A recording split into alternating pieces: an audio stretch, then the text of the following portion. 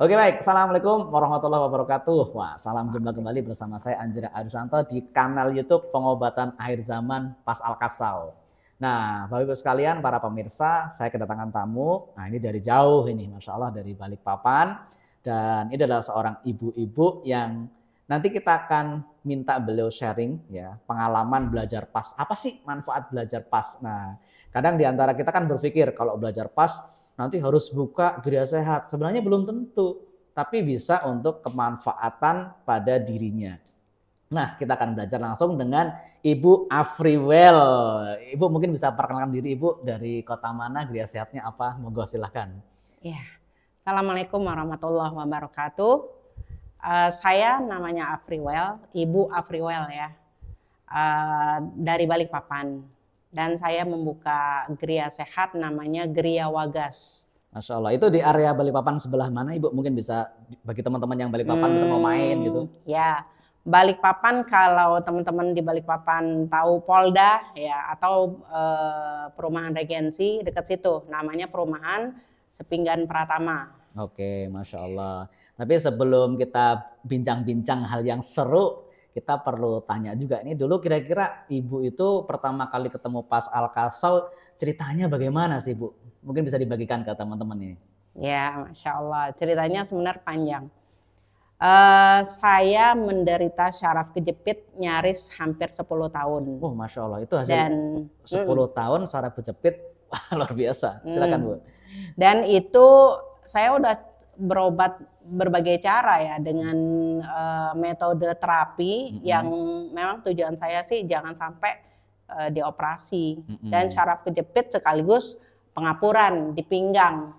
Kan kalau pinggang itu sesuatu yang sangat ini ya, dia menghubungkan badan bagian atas dan bagian bawah. Bergerak atas sakit, bergerak bawah sakit, sampai kondisi saya itu bangun tidur aja merasa sakit. Masya Allah. Bangun tidur pun sakit. Jadi saya minta ditarik sama suami saya kalau mau bangun tidur biar tuh sakitnya nggak lama. Jadi biar cepet gitu, singkat sakitnya gitu. Kalau saya bangun tidur sendiri, pelan-pelan sambil meringis-ringis sakit, saya daripada nahan sakit mendingan sebentar sakitnya, tapi ya perlu bantuan, akhirnya dibantu sama suami. Bangun tidur aja loh dibantu, Insya Allah. Ibu mohon maaf dipotong sedikit, itu mungkin bisa ceritakan gara-gara apa Bu? Sakit apa Ibu? Insiden jatuh, apa kena mungkin jatuh dari motor, atau mengapa kok sampai punya keluhan syaraf kejepit? Mungkin bisa dibagikan. Nah, Masya Allah. Jadi setelah saya belajar PAS ini, akhirnya saya paham bahwa keluhan saya syaraf kejepit itu karena saya jatuh waktu saya kelas 2 SD. Jatuh serempet motor. Jatuh serempet motor, saya kepelanting. Waktu itu cuma bocor di kepala belakang aja sebenarnya. Bocor cuma. Artinya tuh nggak sampai, mungkin kalau ada orang yang jatuh seperti itu, mungkin khawatirnya retak, geger otak, atau bahkan Masya Allah gitu ya. Itu sedikit sebenarnya, tapi akhirnya saya kilas balik bahwa ternyata dari jatuh yang kelas 2 SD itulah saya menjadi satu-satunya anak yang paling disayang sama ibu saya. Kenapa? Karena sering dibawa ke rumah sakit. Jadi penyakitan gitu loh. Dari 5 bersaudara, saya sendiri yang paling penyakitan. Masya Allah. Ke dokter bolak-balik, ada aja keluhan saya. Dan ya itu ternyata sebabnya karena saya sendiri yang mengalami pernah jatuh yang seperti itu. Oke, jadi Ibu jatuh terpelanting ketika SD ya Bu? Kelas 2 SD. Masya Allah. Dan kemudian berjalan waktu misalnya waktu muda itu juga tubuhnya tuh gimana sih? Apa nggak karuan loh, atau nyeri atau seperti apa yang Ibu rasakan? Jadi sebenarnya saya tuh merasakan badan saya ini apa ya? Nggak nyaman. Betul-betul nggak nyaman itu waktu saya hamil. Hamil anak pertama itu kok setiap hamil itu badan tuh rasanya nggak remuk, rasanya sampai remuk. Kebetulan saya hamil dan melahirkan itu di luar negeri karena suami waktu itu masih kuliah. Setiap kali habis ngelahirin tuh rasanya badan tuh remuk. Masalahnya di tempat itu tuh saya nggak ada yang ngurut ya, yang perawatan ngurut itu nggak ada. Jadinya setelah pulang ke Indonesia yang saya cari pertama kali adalah orang yang bisa ngurut. Tapi ternyata itu bukan solusi. Gitu, Masya Allah. Bertahun-tahun saya merasakan itu, dan puncak saya sebenarnya divonis saraf kejepit itu tahun 2009. Saya hamil di luar kandungan. Nah itu, dari situ saya akhirnya dioperasi seperti operasi sesar ya. Tapi nggak ada anak yang lahir karena saya hamil di luar kandungan, terjadi pendarahan. Dari situ disuntik yang apa ya supaya ada kebal ya. Itu Masya Allah, dari situlah saya merasakan badan saya ini tambah nggak nyaman. Dan efek dari setiap kali kambuh rasa sakit bekas operasi itu adalah apa ya, kayak orang kalau udah sakit itu saya nggak bisa bangun. Akhirnya dari situlah saya mulai diperiksa gitu ya, penasaran ke dokter apa. Akhirnya divonis saya saraf kejepit dan pengapuran di lumbar berapa saya nggak ingat waktu itu. Masya Allah. Jadi dari apa ya, dari awal jatuh kemudian berkembangnya waktu tidak dibetulin ya, atau belum merasa menjadi sebuah keluhan sebenarnya karena masih muda, mungkin badannya masih fresh gitu ya. Kemudian sampai posisi hamil, kemudian melahirkan, tambah sakit, dan itu ketemunya PAZ-nya gimana ceritanya Bu? Nah, jadi 2009 saya dioperasi, kemudian 2019 itu keluhan saya tuh makin hari makin, yang saya bilang tadi, bangun tidur harus dibantu suami. Terus kalau jalan agak jauh sedikit, lama-lama saya minta dipapah sama suami, jadi pegangan gitu, sakit nyerinya minta ampun gitu. Ke toko buku aja jalan itu, Masya Allah sakitnya minta ampun. Akhirnya suami juga prihatin ya melihat kondisi seperti itu. Beliau yang pertama kali dapat informasi, mungkin ya cari-cari gitu ya, apa sih ini buat, karena sudah divonis memang saraf kejepit gitu ya, apa sih ini terapi supaya nggak perlu operasi gitu ya. Subhanallah suami dapat waktu itu ada pamflet Facebook, waktu itu pelatihannya kalau nggak salah bulan September kalau nggak salah di tahun 2019. Ibu ikut di area kota mana ya waktu itu, Bu? Kota pelatihannya? Tapi waktu itu saya belum jadi ikut karena kebetulan ada kegiatan waktu itu di Makassar itu acaranya rencananya September 2019. Akhirnya saya nggak jadi ikut ke situ. Saya pending, udah mau daftar, udah sempat nanya-nanya waktu itu ke kontak personnya, tapi batal. Akhirnya kemudian ketemu lagi personil ya, seseorang yang akhirnya bikin saya yakin, karena kan kalau sebelumnya kan kontak person aja ya, saya nggak pernah ketemu orangnya, betul nggak nih gitu kan? Jangan nipu nih. Karena namanya orang saraf kejepit kan tawaran untuk berobat itu kan banyak gitu sekali, loh. Betul.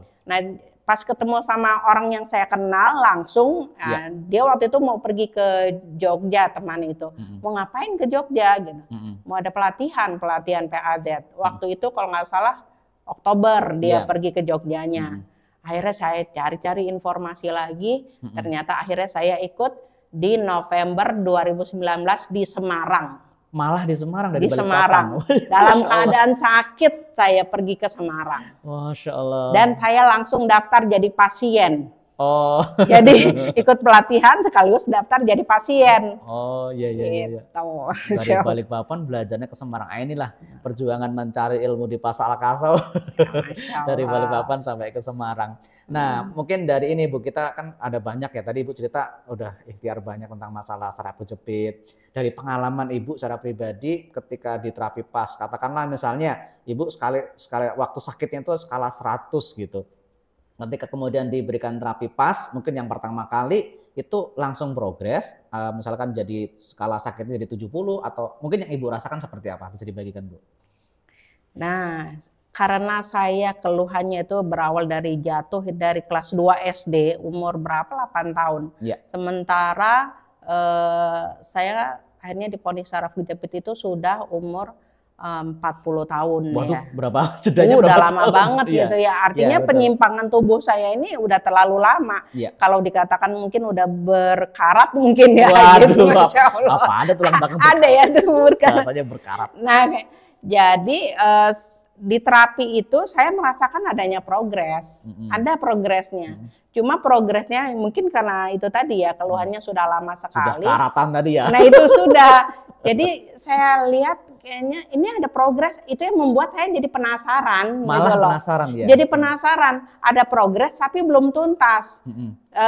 Di terapi-terapi sebelumnya malah nyaris nggak ada progresnya gitu loh. Kalau ini ada progresnya tapi saya nggak bisa mengatakan berapa persennya gitu ya. Tapi dirasakan ada progres, ada perubahan gitu.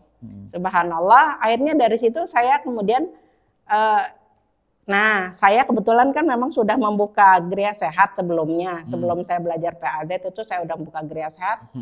Belajar dari Semarang itu saya langsung praktekkan ke klien-klien saya. Dan klien-klien saya itu progresnya langsung Masya Allah gitu loh. Nah, jadi baper banget dong Bu, saya belum sembuh, gitu. kliennya sembuh. Nah itu dia. Itu yang membuat saya akhirnya yakin banget gitu loh dengan PAZ ini. Cuma untuk keluhan saya yang sudah demikian lamanya, saya masih terus belajar gitu loh, Masya Allah. Nah mungkin kalau bisa sekaligus dibagikan Ibu, ini kan tadi alhamdulillah Ibu ada klien juga ya, ada klien. Tadi yang klien tadi itu juga apakah keluhannya saraf kejepit sudah lama atau ibaratnya yang Ibu tahu aja, yang Ibu ingat beberapa diantaranya atau baru-baru aja saraf kejepit itu? Yang ditangani tadi loh Bu? 2 tahun. Yang saya bikin saya penasaran banget itu dia 2 tahun udah saraf kejepit. Dia langsung bilang, ih enak sembuh. Dia bilang sembuh bahkan. Kemudian ada anak-anak yang sudah divonis operasi amandel. Akhirnya batal dia operasi. Keluarnya amandel, sudah membesar dia? Udah disuruh operasi gitu loh, Masya Allah. Nah dari situ akhirnya saya berpikir, nah ini akhirnya dapat tawaran dari Pak Bilal, Bu Afriwal diadakan pelatihan di Balikpapan. Nah, Masya Allah. Nah dari situ sebagian pasien-pasien, sebagian klien yang saya tangani itulah yang jadi peserta awalnya. Masya Allah. Oh itu yang pertama yang ada kalau nggak salah yang pas upgradingnya ada ini ya keluhan cerebral palsy yang pertama kali ngomong enak gitu ya? Yang itu bukan? Atau itu yang kedua? Itu yang pertama ininya stroke sama ini benjolan. Februari 2020. Oh yang stroke sama benjolan ya? Masih sama Ustadz. Iya betul, Masya Allah. Nah ini tadi kalau sambil cerita lagi Bu, mungkin diantara yang tadi Pak namanya Gria Sehat Wagas ya? Iya. Di antara Gria Sehat Wagas itu mungkin Ibu bisa berbagi Bu, kepada pemirsa di YouTube Pas Al-Kasau ini ada keluhan-keluhan apa yang alhamdulillah ketika di terapi pas itu progresnya signifikan Bu. Sehingga mungkin di antara pemirsa ada yang mengalami keluhan yang sama, nanti ya bisa diterapi lah gitu. Yang paling saya sempat ya, itu menangani keluhan jantung. Keluhan jantung, istilah yang bisa kita kenal apa? Aritmia atau koroner atau kolesterol? Dia harus dipasang ring langsung 5. 5? Langsung dipasang 5, kalau harus dipasang ring dia langsung 5. Sementara umur beliau itu sudah 67 kalau nggak salah, udah pensiun. Pasiennya laki atau perempuan? Laki-laki. Laki-laki ya. Ya, jadi kami sama tim itu kerjakan, itu Masya Allah. Beliau itu kalau dipasang jantung harus langsung 5 pasang ring, Masya Allah. Itu langsung 5. Nah kebetulan dari keluarganya sepakat untuk mendingan di bypass aja gitu. Udah dijadwalkan untuk bypass sebenarnya. Tapi karena bypass itu harus harus antri 3 bulan kalau nggak salah. Beliau ini penasaran, dapat informasi dari temennya untuk ikhtiar dengan pas. Subhanallah, beliau ikhtiar, dia merasakan banget gitu kondisinya yang sangat jauh berbeda, akhirnya batal di bypass. Subhanallah. Sebelumnya seperti apa, sekarang seperti apa Bu? Mungkin bisa. Jadi kondisinya tadinya beliau itu sebetulnya rajin olahraga bersepeda. Ya. Itu nggak kuat bersepeda lagi. Bahkan jalan kaki itu ngos-ngosan. Pokoknya nafasnya itu jadi pendek banget gitu. Ya. Akhirnya diperiksa ya itu sudah ternyata ada penyempitan di 5 tempat di pembuluh jantungnya. Masya Allah. Nah, itu setelah kemudian diterapi, bapaknya bisa sepedaan lagi atau seperti apa yang Ibu? Iya sepedaan lagi, bisa naik tangga lagi, jalan nanjak lagi, subhanallah. Dan beliau tuh datang tiba-tiba, jadi setelah diterapi beliau tuh nggak ada kabar, nggak ada kabar sama sekali. Dan kami pun waktu itu karena agak rame ya, jadi nggak menanyakan. sebulan setengah dari situ beliau tuh datang sendiri, cerita dan bawa temennya dengan vonis yang sama gitu loh. Masya Allah. Saya nih udah batal di bypass gitu ya. Ini teman saya, ini kayaknya bukan jantung deh, dia bilang begitu. Keluhannya bukan jantung. Jadi dia bawa temannya untuk di terapi juga. Seru banget itu ya Bu. Jadi udah dengan vonis yang kalau menurut kita ya mengerikan lah, harus seperti ini, tapi kemudian setelah diterapi datang malah ngajak temen gitu. Iya, subhanallah. Iya, itu keluhan jantung Bu. Mungkin ada lagi Bu yang bisa mungkin keluhan anak atau keluhan ibu-ibu hamil yang dia tuh saraf penjepit, yang mungkin dari pengalaman di Gria Wagas Bu, mungkin bisa dibagikan. Iya, saya sempat ingin fokus sebenarnya di persalinan, persalinan Pas Maryam, dan alhamdulillah memang dapat rekanan ya, seorang bidan pensiunan dari dinas kesehatan gitu ya. Subhanallah, sampai memang kita di Gria Wagas itu bikin tempat bersalin Pas Maryam. Masya Allah. Dan kami sangat-sangat takjub ya dengan berbagai keluhan di Gria Wagas itu. Keluhannya untuk yang selalu divonis untuk sesar itu sudah alhamdulillah bisa terjawab semua. Ayo dong Bu, dibagi Bu, apa yang mungkin beberapa di antara keluhannya, apa karena pinggul sempit, apa karena apa sih istilah-istilahnya itu, penghalang-penghalang itu, biar saya juga paham ini Bu. Iya. Jadi ada yang HB, istilahnya hemoglobinnya rendah.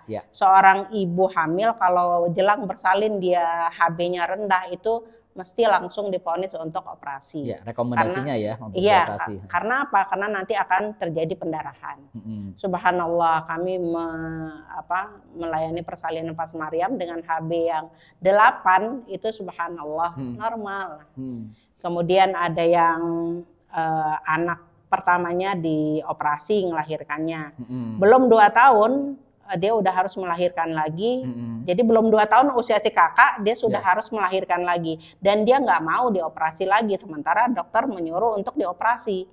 Itu subhanallah berhasil dengan Pas Maryam. Masya Allah. Terus ada lagi yang tensi tinggi. Subhanallah. Dan ada lagi yang asma. Itu yang asma kebetulan bidan ya, biar bagaimanapun untuk persalinan karena nyawa ya. Jadi tetap kita berpatokan pada kebijakan bidan. Kata bidan ini susah ini katanya gitu. Nggak berani Bu bidannya. Akhirnya sementara yang mau melahirkan ini dia udah belajar pas juga gitu ya. Suami istri sudah belajar pas. Ibu saya pengen Pas Maryam gitu. Ya sudah saya bilang kalau memang mau coba aja melahirkan di rumah sendiri kayak orang tua kita dulu saya bilang gitu. Ternyata dilakoninya subhanallah. Setelah melahirkan baru dia panggil Bu bidan. Dan ternyata terjawab dengan gerakan Pas Maryam itu asmanya itu nggak kambuh subhanallah gitu loh. Nah mungkin di antara pemirsa ini masih awam ya istilah Pas Maryam. Pas Maryam adalah salah satu sub ilmu yang ada di Pas Al-Kasau, di mana Ustadz Haris itu meriset berupaya memberikan solusi-solusi kepada problem-problem yang mungkin muncul pada ibu-ibu yang bersalin. Nah tentunya sebagaimana Ibu Afriwal tadi cerita, untuk pastroper tidak boleh untuk melakukan Pas Maryam kecuali ada pendamping ya. Pendamping, jadi pastroper ini harus berkolaborasi, harus bersinergi dengan yang mempunyai kewenangan, yaitu diantara adalah bidan. Jadi, nah ini mungkin teman-teman kita perlu tambahkan informasi seperti itu ya Bu. Jadi nah, itu untuk kasus yang lain Bu, mungkin pada anak-anak, adakah yang diantaranya yang datang ke Gria Wagas, atau mungkin keluhan yang lain Bu, diantara saya dari asma sudah, benjolan payudara mungkin ada, atau apa-apa Bu, mungkin bisa dibagikan Bu. 3 bulan ini mungkin terakhir yang ada, misalnya yang datang ke tempat Ibu yang bisa dibagikan misalnya. Keluhannya ya, masya Allah ya. Ada seorang ibu, dia itu badannya tuh udah penuh dengan keluhan, badan itu udah sering dibedah gitu ya, udah 8 kali dioperasi, tapi yang terakhir kali itu dia ada kista, dan dokter juga nyuruh untuk dioperasi, tapi saya capek dioperasi, udah 8 kali katanya. Masya Allah terenyuh gitu ya, dengar yang seperti itu. Beliau punya keluhan vertigo, vertigo. Kemudian ada dada sesak, jadi banyak keluhannya. Kemudian kista, ya, kistanya. Kemudian beliau juga punya keluhan albino, ya, kulitnya, gitu ya. Jadi banyak keluhannya. Subhanallah di terapi pertama tuh beliau merasa vertigonya itu udah berkurang. Yang sebelumnya itu kalau jalan itu kayak goyang-goyang ya kalau orang vertigo, orang ya. Vertigo kayak gitu. Masya Allah. Itu beliau merasa bisa melangkah jauh. Kemudian bisa duduk bersimpuh tuh ya. Subhanallah tuh beliau bahagia banget cerita. Sebelumnya beliau gimana Bu? Nggak bisa duduk bersimpuh kan? Nggak bisa, pokoknya dia nggak nyaman. Padahal beliau tuh guru gitu ya. Duduk bersimpuh itu sesuatu kemajuan yang luar biasa katanya. Katanya kaku semua badan-badannya. Masya Allah gitu ya. Itu dalam sebulan inilah. Jadi dia udah 3 kali di terapi. Subhanallah semangatnya. Nanya lagi kapan lagi Bu diterapi. Nah, saya bilang sekarang udah 3 kali, ini PR-nya sudah dikasih. Kalau ada keluhan aja, ya rutinkan PR-nya. Kalau ada keluhan silakan. Tapi kalau nggak ada keluhan, yang penting PR-nya dilakukan, insya Allah. Masya Allah. Gitu, subhanallah. Nah, tadi diantara teman-teman sekalian ya, yang nanti mungkin bisa perlu belajar bahwasannya sebenarnya ini Ibu Afril punya cerita sebenarnya di masalah keluhan saraf kejepitnya gitu. Bahwasannya justru beliau dengan belajar pas, ikut pelatihannya, itu jadi mengerti bahwasannya untuk keluhan saraf kejepit secara mandiri bahkan bisa ditangani. Mungkin Ibu bisa cerita Bu, ketika katanya waktu kemarin ke Ayub itu sempat kambuh ya, ternyata bisa ditangani sendiri. Itu gimana Bu ceritanya Bu? Ya, Masya Allah, pas ini sebenarnya adalah ilmu untuk kita bisa menangani keluhan kita sendiri tanpa sangat tergantung pada orang lain. Gitu. Betul. Dengan kita paham bahwa keluhan saya ini kekencengan atau kekendoran atau kepelintir. Nah, hari-hari aktivitas kita, ya saya tadi kenapa saya kemudian kambuh, karena waktu saya pindahan itu saya lupa dengan pola penyimpangan saya. Jadi saking semangatnya. Nah, dengan memahami pola itu, keluhan kita seperti apa, kendor kita apa gitu ya. Subhanallah akhirnya itu terurai sendiri gitu. Akhirnya nyaman sendiri, subhanallah gitu. Tanpa harus selalu menunggu orang untuk membantu. Karena memang sebenarnya gerakan-gerakan pas ini sebenarnya bisa kita lakukan sendiri gitu loh. Yang penting kita paham bahwa itulah memang keluhan kita. Wah, Masya Allah. Nah, sebagai penutup mungkin Ibu ya, di antara teman-teman area Balikpapan, atau Ibu bisa pesan ke umumnya pas trooper lah gitu, terhadap amanah ilmu yang sudah Ustadz Haris titipkan kepada kita. Ya, mungkin Ibu punya pesan-pesan, apalagi kepada teman-teman yang masih baru nih. Ya, di antara Ibu sudah menterapi, alhamdulillah sudah melihat ada banyak klien yang mendapatkan perubahan-perubahan gitu. Termasuk misalnya, apakah teman-teman ini bagaimana kiatnya tetap semangat baik dalam belajar maupun memberikan bantuan kepada kaum muslimin pada umumnya. Mungkin Ibu bisa sampaikan pesan-pesannya apa? Ya, insya Allah. Jadi buat teman-teman, kalau sudah belajar pas, perdalam pas itu. Perdalamnya bagaimana? Praktekkan kepada siapapun. Ya tentunya yang sesuai dengan pemahaman kita ya. Kalau kita baru belajar basic ya sesuaikan dengan basic aja dulu gitu ya. Dengan kita paham fundamental pas, itu Masya Allah itu akan membantu kita, minimal diri kita atau bahkan keluarga kita yang terdekat gitu ya. Kalau kita paham, insya Allah untuk penyelesaian diri kita itu tadi, kita bisa menyelesaikan dengan sendirinya gitu loh. Dibandingkan kalau kita belajar kemudian kita tidak pahami, akhirnya buat apa gitu sayang kita belajar, sayang banget gitu loh. Kenapa subhanallah ya, Ustadz Haris ini buat saya adalah penemuan yang fenomenal ya saat ini, yang bisa menjawab sebenarnya untuk kebutuhan pribadi-pribadi kita. Walaupun nggak harus nggak harus menjadi seorang terapis belajar pas itu, tapi kita praktekkan itu akan menambah pemahaman kita. Dari yang kita pelajari hanya 2 hari di basic itu kalau nggak dipraktekin kita nggak bakalan paham apa-apa. Datang juga di pembinaan Bu ya? Nah, pembinaan. Ya, pembinaan itu tentunya akan membuat kita tertantang untuk praktek gitu. Walaupun kita nggak harus mencari orang sakit. Bahkan ya, kalau menurut saya, semua orang saat ini sebenarnya punya keluhan. Kenapa? Karena pernah jatuh. Setiap orang pernah jatuh gitu ya. Pernah salah posisi angkat barang Pernah juga. salah posisi, ngangkat galon gitu ya. Ya Masya Allah ya, salah ngangkat galon, kemudian akhirnya tangannya jadi lemes sebelah. Nah kalau udah divonis macam-macam kan tambah jadi pikiran gitu ya. Tapi dengan kita paham fundamental pas, wah itu cuma kepelintir aja, sudah pelintir balik tuh Masya Allah udah langsung selesai gitu ya. Itu kuncinya. Masya Allah. Pahami. Nah, ini luar biasa ya, kita sudah dapat tadi sharing ilmu yang luar biasa dari Bu Afriwell. Kita juga dapat pesan-pesan. Nah kepada teman-teman nih Pas Trooper yang sudah belajar, tidak perlu sungkan. Misalkan ada yang belum paham, bisa datang ke yang lebih dulu belajar. Alhamdulillah hari ini ada Papka yang sudah 100 kotak, bayangkan. Ini alumni sudah banyak 100 kotak. Dan saya yakin semua alumni ketika ditanya, insya Allah akan membantu. Nah itu diantaranya, dan teman-teman misalnya nanti mau tanya ini di area kota ini siapa, itu sudah ada di websitenya nanti di mypapka.com, atau nanti bisa teman-teman bisa komen di dalam video ini, di bawah komen video ini. Terima kasih Bu Afriwell atas kesempatannya, atas sharing-sharingnya. Saya sebagai host di sini, apabila keliru dalam menyampaikan, saya mohon maaf. Dan tunggu video-video yang ada di YouTube Pengobatan Akhir Zaman ini. Wabillahi taufiq wal hidayah. Assalamualaikum warahmatullahi wabarakatuh. Sampai jumpa di video berikutnya.